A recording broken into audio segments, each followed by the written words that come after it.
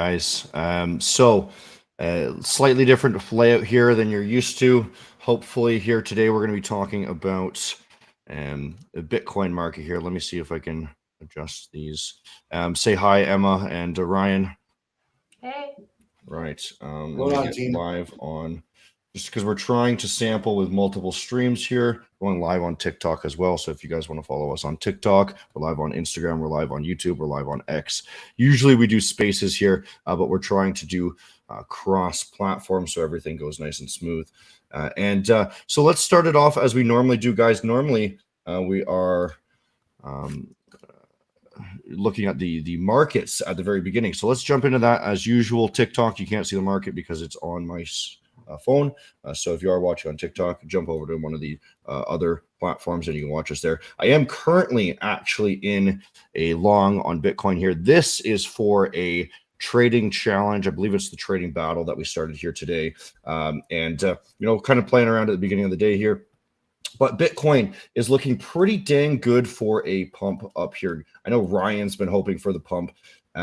And you can see this giant wick on the weekly level here. Now, guys, don't get too eager on that because it is only Tuesday still. But Ryan, every once in a while, you keep messaging me, right? And you say, how does Bitcoin look now, right? And he's getting really, really eager. And if we want Bitcoin to do well, what we need to see is a close on the weekly above this level right here, which we're right about at. So it's looking really strong for the bulls. But mind you, for the monthly, we saw this really, really major crash. This was something that we were calling last week, guys, that we were going to see a possible flash crash because the market sentiment was really, really bad. But the monthly candles previously were closing pretty strong. We had this previous month candle wicking below the lows there and then gaining that level. So that looked really, really good for the bulls.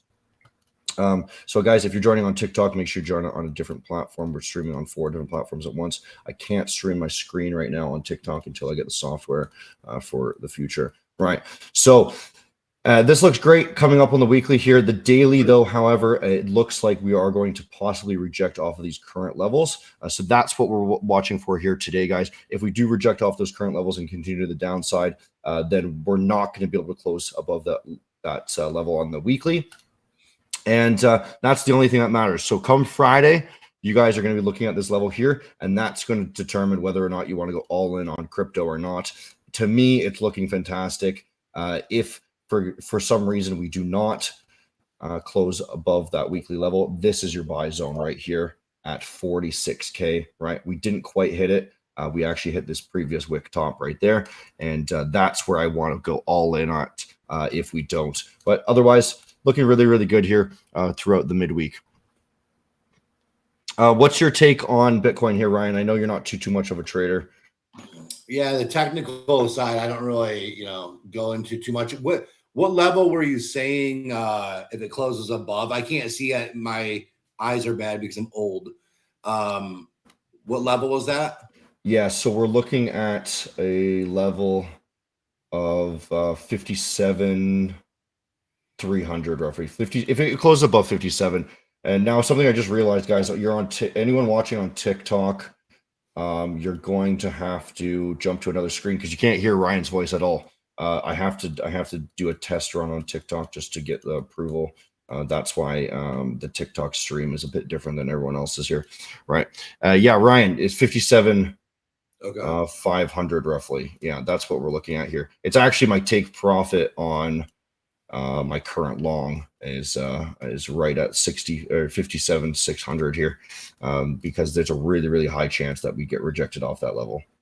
Yeah, I think Bitcoin, it can obviously be played two different ways at the moment. I mean, obviously, the more volatility you have in an instrument, the better it is to trade, right? Like the easier it is to make money when you have volatility, which you definitely have in crypto land.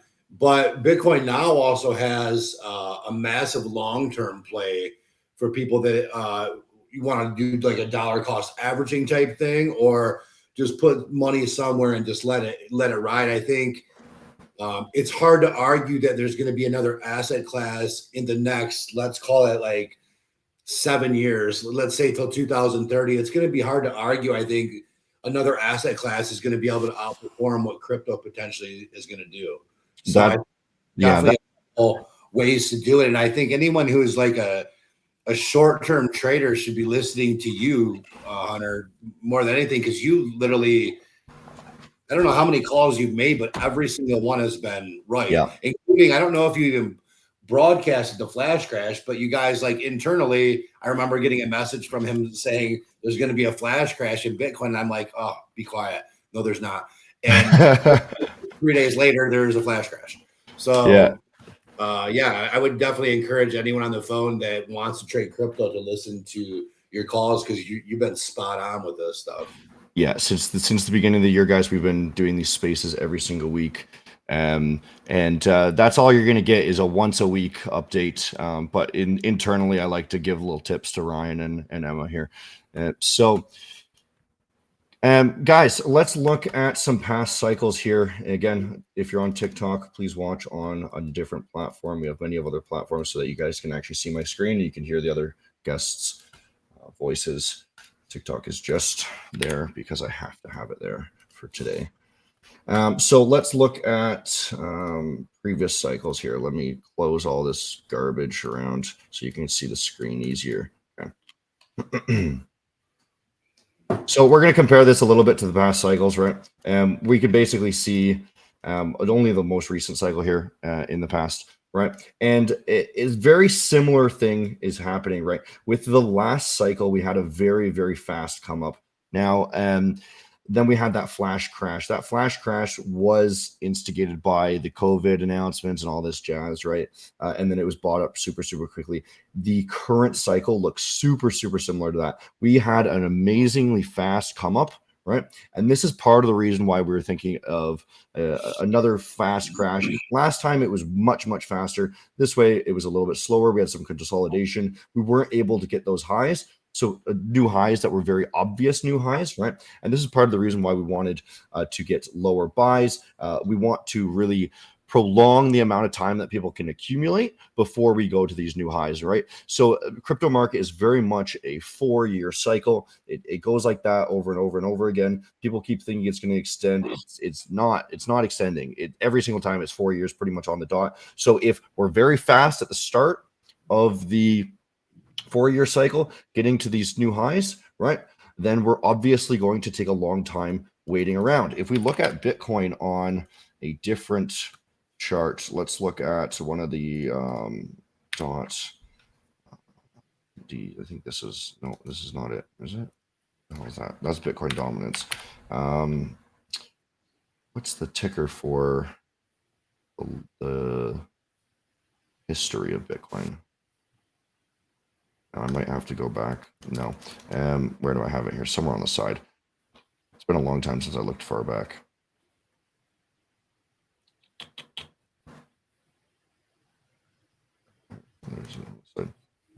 Forgive me, guys. BLX, that's it. Okay, sweet. So here's a logarithmic curve of Bitcoin.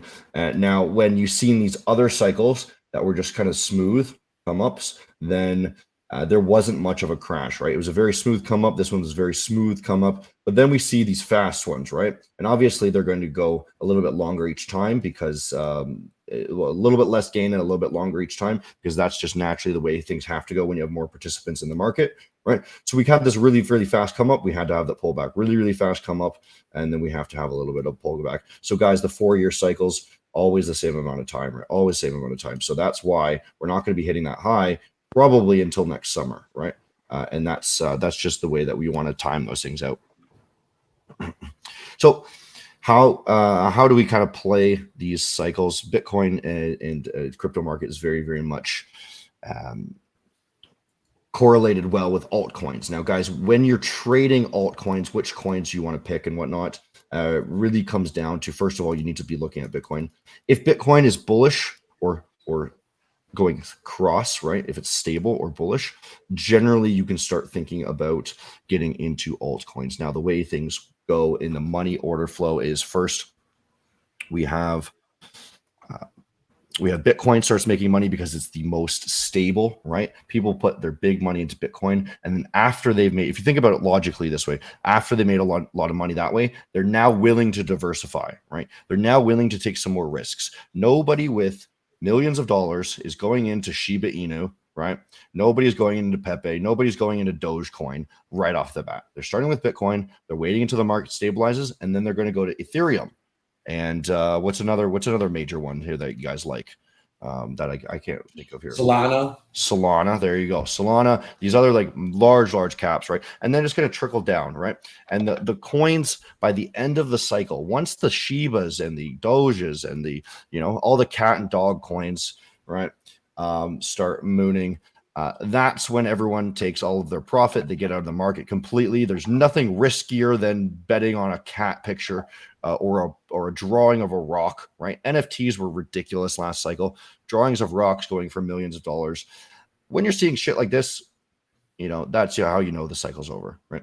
When you see those things are blowing up, that's when you take your profits and you get out of the market. And very much we see the ebb and flow of the crypto market. We see Bitcoin, we see Ethereum following after, we see alts, and then we have shit coins, right? Once the shit coins are moving, then the greed is so intense that everyone just exits, right?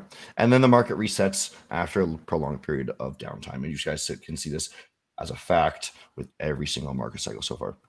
So how do I personally trade Bitcoin? Well, I basically only track the Bitcoin market, right? Because this is the only thing that really matters. And then when the candle bodies of the higher time frame, monthlies and weeklies, this is what we've been tracking on stream. I've been telling you guys on stream every single week since the start of the year what I've been doing, right? And when those are strong and bullish, well, then what I'm going to do is I'm going to buy Ethereum. Okay, that's my personal state, because Ethereum is going to gain more than Bitcoin. It's also going to lose more than Bitcoin, but it's going to go hand in hand with it. Okay. Guys, once again, if you're watching on TikTok, make sure you jump on X, YouTube, or Instagram, because you cannot see my chart and you cannot hear the other people's voices in here. Right. Ryan. So Ryan comes from traditional markets, right? He's an old timer here. He's 95 years old. Pushing 96 even, right? And yeah. And Emma's giggling there. And so give us your experience on you did some hedge fund stuff. Give us a little breakdown of your financial background. Yeah. Are we going to keep the charts open while we do this? Yeah, wait. Oh, sorry, I'm jumping around here. It's hard. Sometimes it throws me off because I look like a little teeny, pea when the big screen is going off. There, that's better. Yeah. So I mean, I don't know how much people know specifically about my financial background, but I ran the state of Michigan's unit for JP Morgan and some other places in Manhattan. And I was responsible for a little over $5 billion in assets under management. And my specific niche was professional athletes and musicians, where I ran their money. So I'm very used to running money for people that are their net worth is over $50 million easily. And so that comes with a lot of different things. Back then, when I was doing that, crypto was just kind of like in its infancy stages. And I remember back telling clients, like, don't touch that shit. You don't want to touch it. It's the dumbest thing in the world. It's, you're going to lose your money. And so back then it was very traditional asset management, meaning, you have a pie, right? And you try to fill your asset classes, meaning your large, mid, small, your emerging markets. BRIC nations were very big back then: Brazil, Russia, India, China. The EFA, which is the European international indices. And then we also layered in hedge funds and private equity. Back then, I would say hedge funds were kind of like what crypto is becoming now. That was like the new thing, the big thing. People were gravitating towards it. And then fast forward to now, the whole layout is different when it comes to asset management. And I know we'll dive into this a little bit later as it relates to prop firms specifically, but I'm just looking at crypto. Like, for instance, you guys, JP Morgan, who their CEO is against crypto, by the way.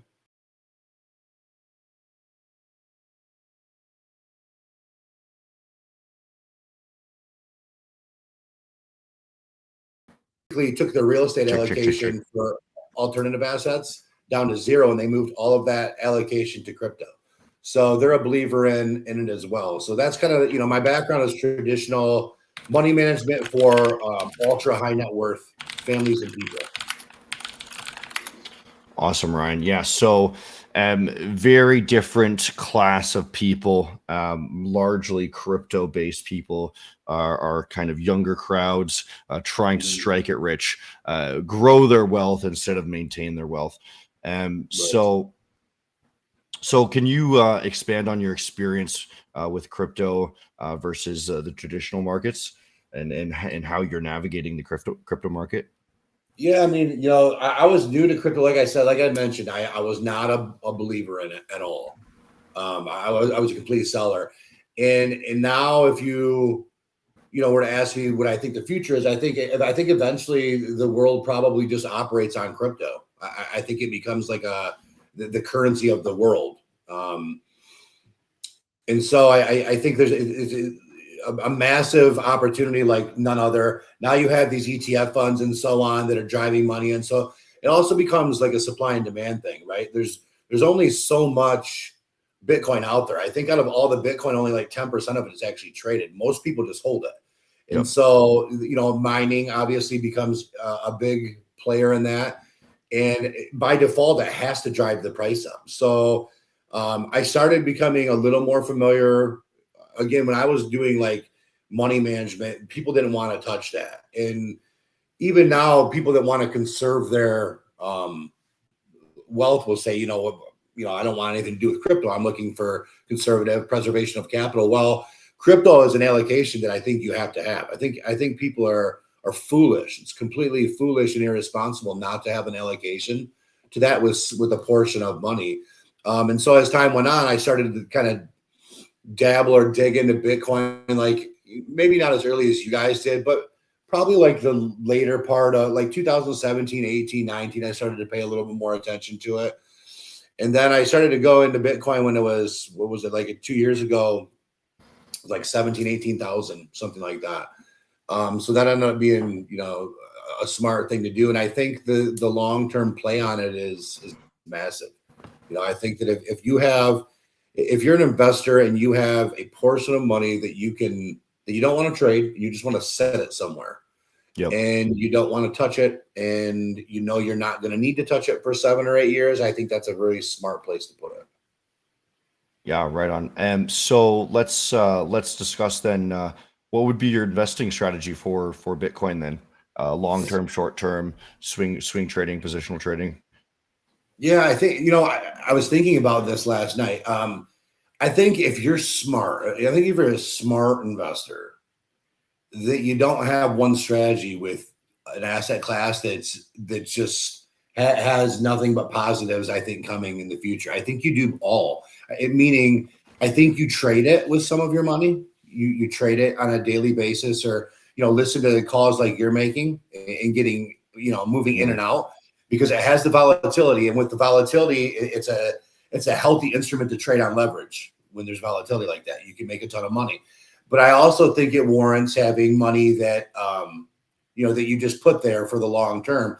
And smart people will then mix and commingle those two things, meaning they'll short-term trade and make massive profits, right? And then smart people will take a portion of those profits and they'll stick it into a long-term play and let it just sit. And then they'll, let's say you made whatever you make, let's say you keep 70% of it to trade and you continue compounding and doing that with trading, but 30% of it you take and you just drop it into Bitcoin or Ethereum or Solana or whatever, and you just forget about it. Because I think, there's calls going out to 2030 that Bitcoin's going to be over 1 million. I mean, that's a massive return if that happens. So I think those three strategies all coupled together are probably the best way. That's the way that I would play it if I had time to trade in things. I don't have that kind of time because I'm on the other side, on the business side now, with prop firms and things. But if I was just an investor looking to maximize the potential profit and earnings and compensation and so on that you can make from Bitcoin, I would do all three of those.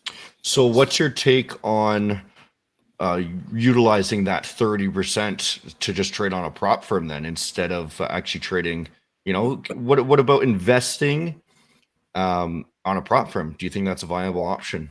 I think this is another thing that I've always I've said this ever since I really started in the industry. So I'm glad you asked it. I think that the way this industry was, first of all, there's a couple companies that are legacy long-term companies, but the industry overall is in the infancy stages too, and it has the potential to be a household name, to be a dominant force of an industry and appeal to a much wider demographic than it currently does. But it could not do that in the state that it was in, meaning the unprofessionalism, even the unprofessionalism that you still see on Twitter. I mean, the people that think they're helping the industry and so on are actually the ones hurting it. And what I think will happen going forward is I think all of that's going to be weeded out, right? There's going to be a shift.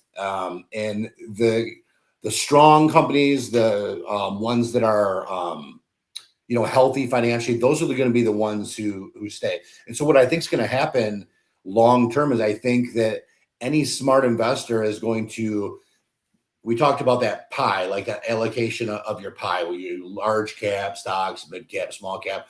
Well, there's always a piece of that pie that's speculative, right? Speculation. And typically what goes in there are illiquid investments, real estate, hedge fund, private equity. I think that you're going to see people get smart and they're going to allocate to that speculative part of the pie. You're going to see them have an allocation to prop firms, right? And so as a part of everyone's overall investment strategy, a smart way to go would be, let's say, 5% of my overall net worth is going to be allocated to prop firms. To simulated capital and trading. And I think to answer your question long term, I think that's going to be really strong for the prop industry, but I think it's going to open things up to a much wider demographic, because the reality is if you're a good trader, that small allocation of 2 to 5%, whatever, of your overall portfolio can make more than the other 95% of stuff that you have long term, because you can't leverage, you can't buy the S&P 500 in a Merrill Lynch account and leverage it 50 times. You can't do that. Even in the United States, in a brokerage account with currency, 50x is the max leverage. After that, it becomes, illegal with some of the brokers in the United States. So I thought it was actually less than that. Yeah, well, it could be now, but I mean, that used to be the number. So I mean, that's enter prop firms. That's why prop firms are so needed, because they allow that leverage. And if you have an instrument like Bitcoin or crypto or anything that's choppy, I mean, because that's what you want when you can maximize and you have heavy leverage you can use. You want choppy, right? You want things moving up and down and you just going crazy, and that's when you learn how to do what you do and start reading charts and start reading entry points and different levels that are resistance points and things like that. So yeah, I'm excited for it. And I think that, again, just to sum it up, I think long term, you're going to see this as part of a lot of people who probably don't even know what prop firms are right now. You're going to see it as a lot of those people putting small allocations to this type of thing. Yeah. It's funny you say that. I'm actually looking at the TikTok stream here, and somebody's asking what prop firms even are. Now, guys, if you're watching on TikTok and you're wondering who the hell I'm talking to, you have to jump over to the YouTube stream to actually hear Ryan's voice here talking in the background there. Emma's been typing away here in the background, and if you guys have questions, it makes me a little nervous when I see her typing. I'm like, who is she typing? Yeah. It's just we have so many platforms going, and I'm just making sure that people know where to comment. Unfortunately, our X chat got set to verified only, so people haven't been able to type in there. So I just wanted to make sure that people knew that they could comment instead on the post, and I would be paying attention to any questions. Yeah, lovely. Or they can jump into the YouTube stream anywhere that you can ask questions, because we will get questions up here in a minute. Now let's continue and let's talk a little bit about Maven and how we're integrating with the crypto market. This is an option that we had thought about way back in the day. You know, what do we do with all of these vault funds, right? Maven, we talk so highly about our massive vault and our emergency funds and the ability that we have all of this dispensable money that we can pay you guys instantly. And that's why you guys are getting paid in an average time of less than 8 hours, right? Whenever you request a withdrawal. Ryan was on the spaces earlier talking about actually how, you know, if Seb's in the air flying somewhere, for example, he's going to cover the payouts. So we always have somebody covering payouts. You're never going to wait longer than one person's sleep amount of time to get a payout, right? And so what's the option then? We had an idea way back, and when we first started is, you know, we could be buying crypto with that vault. Now, Ryan, break it down really quick. Are we holding crypto with that money, or what is the vault made up of? Is it made of Bitcoin? No, I mean, the vault's cash. You know, cash. We convert. You know, we weren't always in a position that we're in now, right? So when we had extra money and we were, you know, in that savings mode, we were just converting everything to, you know, safety, to save money, to, you know, make sure that we had liquidity. And in crypto is, you know, very choppy. I think that, you know, the underlying definition of a prop firm, proprietary trading firm, is to have a proprietary strategy where you leverage the data that the firm has in order to trade with the firm's money, right? That's the underlying definition. And so right now, you know, we're at a point where our vault has grown and grown and grown. And we're at a point right now where the company is ultra healthy. And I talked about this yesterday on another space that someone else did. The company is very healthy. If we had like one of those black swan industry events where, like, when MetaQuotes went away and there was like a 2 or 3 week gap where we just had to pause, with Maven, nothing happens. You know, we feel that internal, we'll be running around getting everything ready to go and fixed. But from you as a trader standpoint, nothing changes. You get a payout, you're going to get a payout. I mean, we have that. But that being said, we're getting to a point where it doesn't make sense. It's just like in your personal strategy, right? Like, it only makes sense to have so much cash. And so I think the next stage for our company is that internally we'll discuss what we're all comfortable with keeping that liquid cash that's just in a bank at, keeping that level at. And then I think we'll probably start to roll some of the money into things like crypto. You know, it's going to be a smart place to hold that, and also serves from a business standpoint, it serves as a hedge, right? I mean, it's a hedge for our company because we are putting a small portions of our vault in something that would be growing, where, you know, money in the bank is essentially, you know, it's a static, you know. And so of course that's very important, and we want to make sure that we always have a comfortable level liquid in the bank.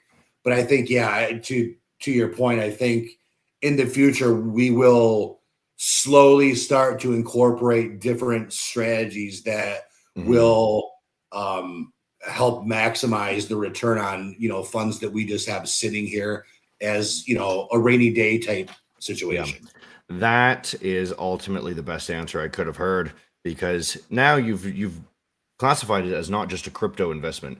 You've classified it as this is the job of a prop firm, and it's kind of blending into a little bit of the hedge fund type of mentality where, you know, we're a fund, right? And we have to manage our risk the best way possible. And crypto is just not a super stable asset currently. And now we are running a bit short on time. Here's a quick question that you know, people might be wondering: will Maven ever start its own coin?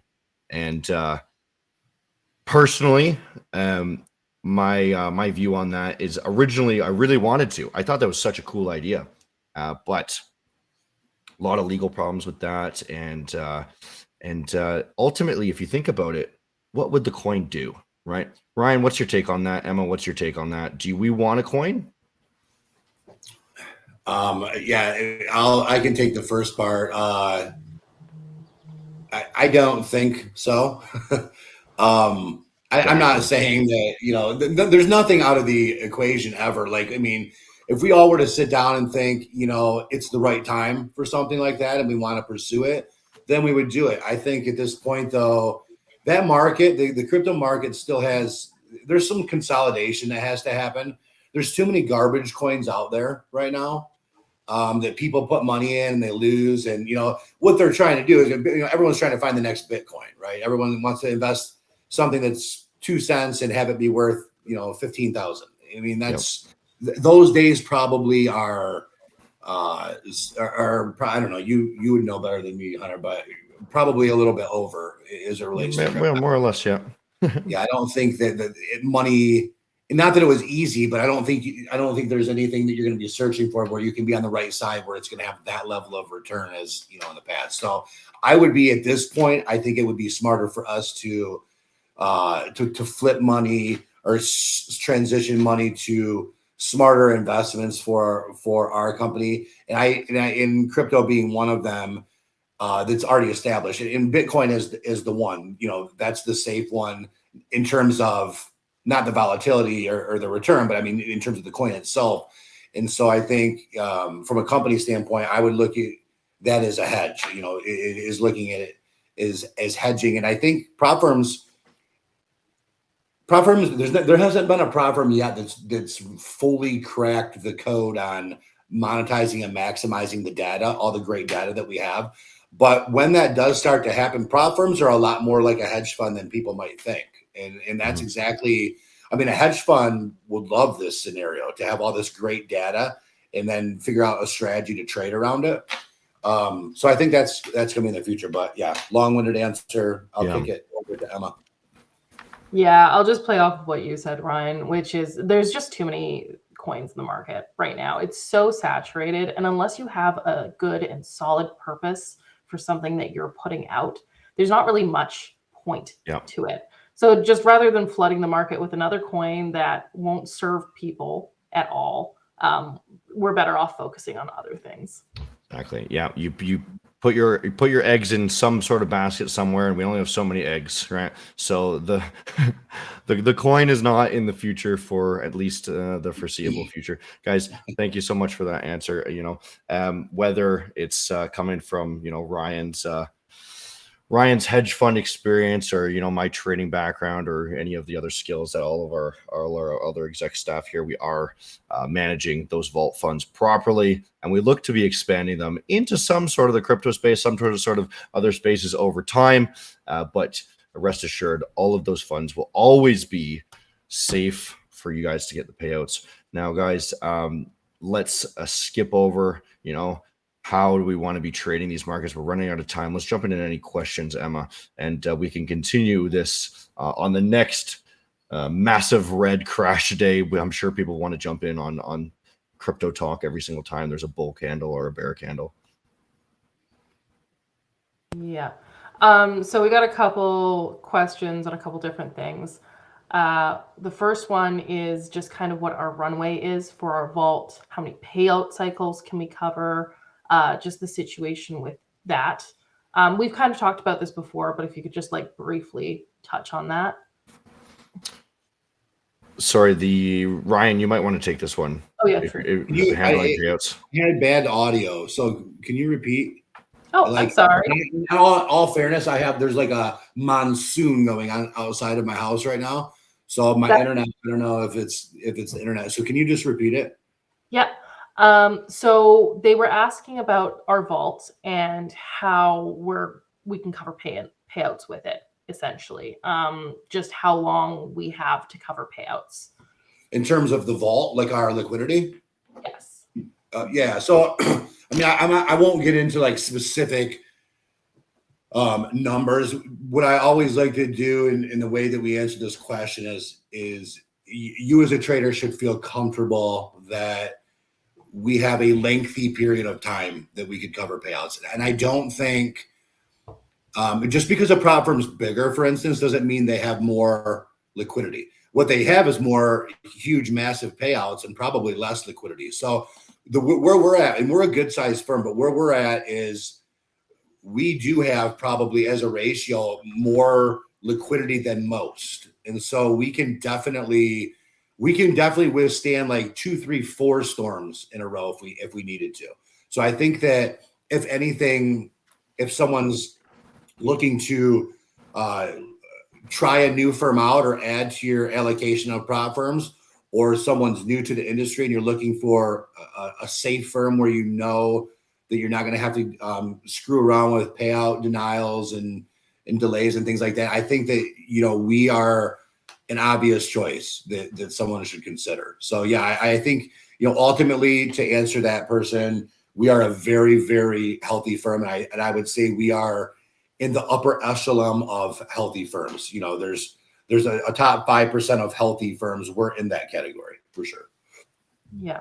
And to get more specific, if we had to stop sales today, we'd be able to cover all payouts after Yeah. that. And that's the key thing. Yep. Yeah. And it wouldn't be, we'll cover all payouts for 3 days. Like we have a substantial number of days. We would be able to cover all of the traders' payouts that are currently in phase 1, and 2. It would be like, I would say, I'm not going to give it a dollar amount or exact time, but I would just say multiple months, put it that way. We could go multiple months and pay staff and pay technology costs, marketing, all of that stuff, plus payouts. And we could do that for multiple months with zero revenue. Yeah. And by the way, just to everybody listening that, everyone, you'll see things on Twitter, greedy prop firms, greedy. You want your prop firm to be healthy.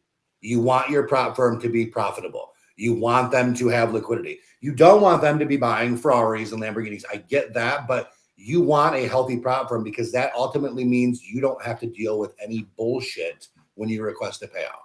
And that's important because that's what people and traders care about. You spend all this time going through these phases. When you get a payout, it's hard enough to get there. Shame on places that say, okay, well, we'll get that to you in 2 months, whatever. So we're not there. We're not that place. So feel comfortable. Okay. Someone asked if we're affiliated with Maven Securities. No, we are not. We are a separate company.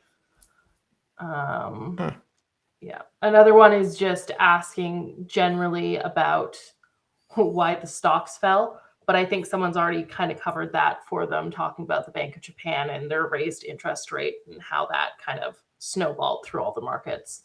Did you say the stocks that fell? Yeah. Yeah. I mean, just to add a couple other things, just so everybody knows, like this time of year, the middle of July to the middle of August is one of the lightest volume periods other than the holidays in the market. And so when you have periods that have super high or super light volume, it's very easy to sway markets to move a certain way. Now people are starting to come back from summering, in middle of August.